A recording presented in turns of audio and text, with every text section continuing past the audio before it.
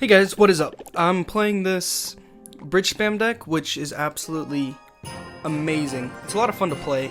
It teaches you a lot about patience because, I mean, you don't have a big spell, so if you can't defend properly, you're gonna lose. So if you're having issues defending and focusing too much on offense and overcommitting on offense, this might be a good deck for you to just practice, defending well.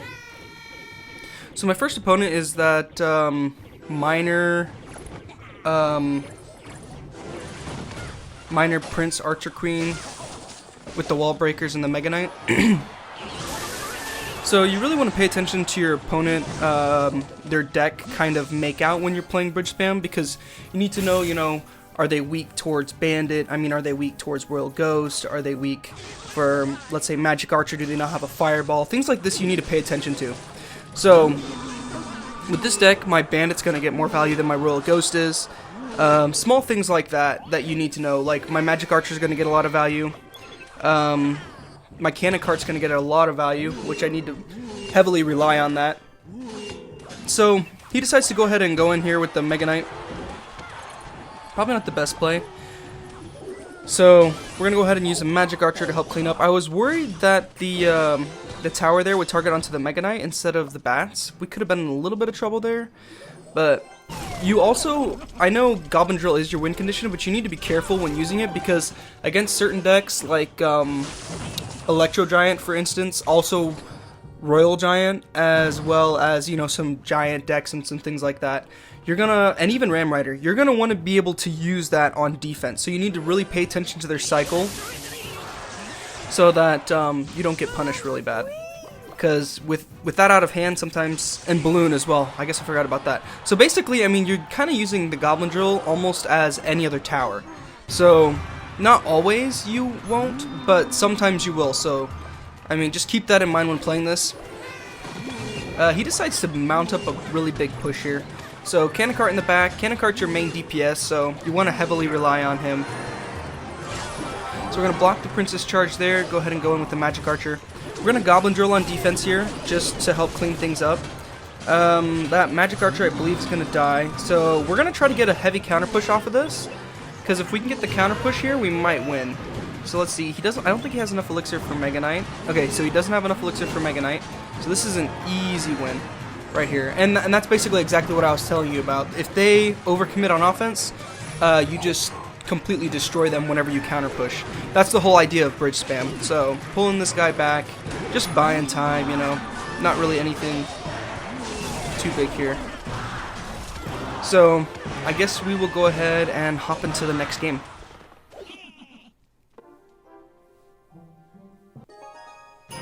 Alright, into the next game against Naldo ODF.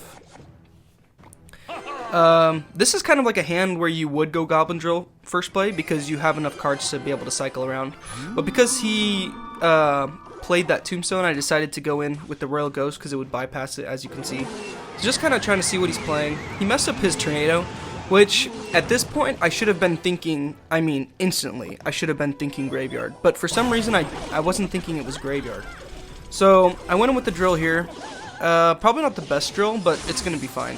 I think once I saw the Ice Whiz, I was like, oh, this is Graveyard. And this is a bad matchup, normally. I wasn't expecting him to go in this quick. Might have been a good play by him, I'm not exactly sure. He ends up getting quite a bit of damage, so the Magic Archer doesn't help us out a whole lot here. So we need to get, basically be able to bypass his units. I think I get a really good Cannon Cart lock here because he messes up a Tombstone. I'll show you that here in a second. But as the Magic Archer crosses, he decides to go ahead and Bar Barrel. He's down a little bit of elixir here, so I'm kind of just pressuring to see what I can do. And now that his Valkyrie's out of cycle, this could be a very good time to go in for Goblin Drill, and that's exactly what I'm thinking here. So I Cannon Cart low to be able to take out the Valkyrie, and then I want to counter push with the Goblin Drill, and possibly, depending on what he plays, play a Magic Archer as well.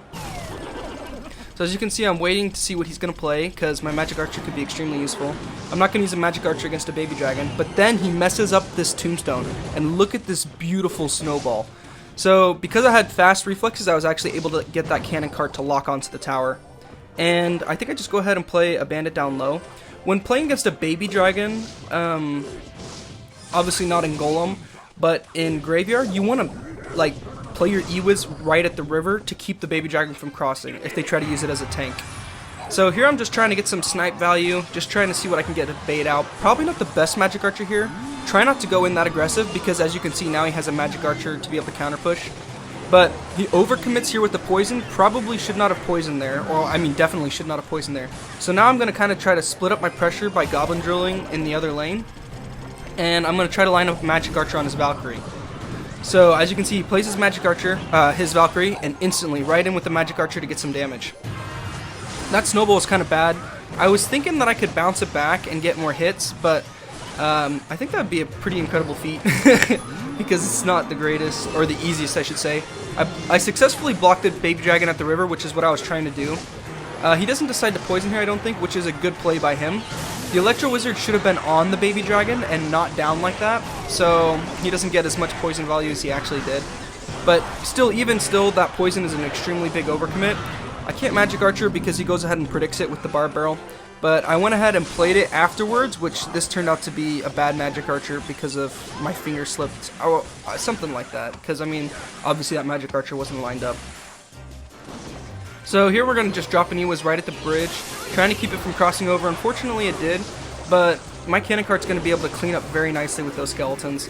So he has pretty much won now, unless if I can get a really good Magic Archer, and that's the plan here. So I'm just cycling things on different sides, trying to get things to break through, but unfortunately the Tombstone's making it extremely hard. So this Magic Archer ended up getting 3 shots on the tower, and then it stayed alive on top of all that. So he thinks he can just poison. Poison does not do enough at tournament standard. So I just spammed, and he ended up losing. We both had 11 HP at the very end. Check this out. Then my Magic Archer just goes ahead and finishes it off. So pretty close game there. Honestly, not the best player. He could have definitely beat me because this deck that's one of the harder matchups with this deck is against Graveyard. So let's go ahead and get into the last match. I think the last match, if I remember right, is a Goblin Giant deck. So if you think, oh my goodness, Sparky's going to absolutely destroy this deck, well, I beat Sparky relatively easy in this matchup. So just be very careful with your E-Wizzes and things like that. Try to make it to where they can't build up a massive push to where you can drop an E-Wiz on their Sparky without having to worry about support troops.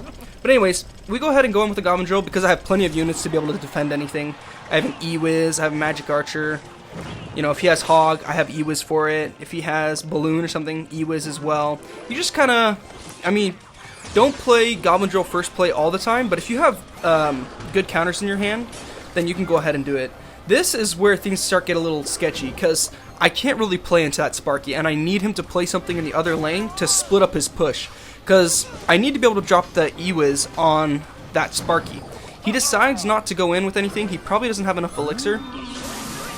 I go ahead and play the Royal Ghost there just so that I have more of a counter push. He decides to go in for Goblin Giant here, and this is a very bad Goblin Giant. He should definitely not have gone in for a Goblin Giant here.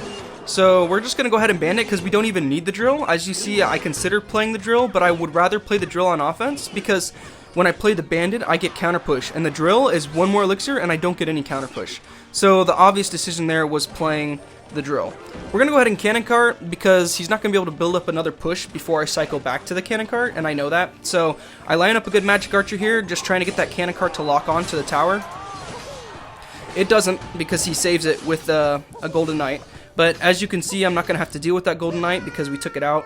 So we're so far ahead, 400 damage, but we got to be careful about that Sparky. We cannot allow him to just start building up big Sparky pushes.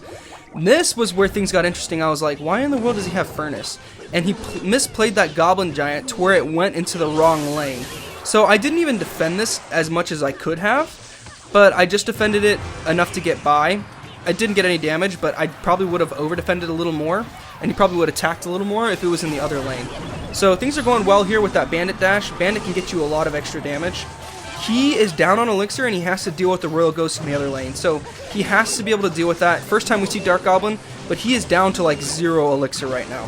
Which he has units on the board, which is good for him, but I think that I'm going to definitely be able to overwhelm him here. And this was pretty much do or die because I couldn't switch lanes at this point. So I needed to kill that Sparky and take the tower, and that's why I Magic Archered here, because I needed that tower to go down ASAP. And as you can see, the Magic Archer go ahead and clutches up. Now all I have to do is distract all those units for 20 seconds, and that's exactly what I end up doing. I just go ahead and cycle units. Don't really need to do anything for that Sparky, just get it to shoot skeletons. Just continue cycling small units on Sparky, and that was a pretty easy game. Kind of an off-meta deck that my opponent was using, but the same rules still apply to regular Sparky. You just want to cycle troops in the opposite lane to keep their Sparky, keep them from building up a big push, because you won't be able to defend it. Anyhow, we go ahead and open up the chest here. We got wild cards, goblin gangs, goblins. We have Inferno Tower, we have Electro Spirit, Poison, Expo, Goblin Hut. We have some Zappies, Wizard, Minion Horde, Giant Snowball, and Giant Skeleton. So that's going to be it for today. Peace out.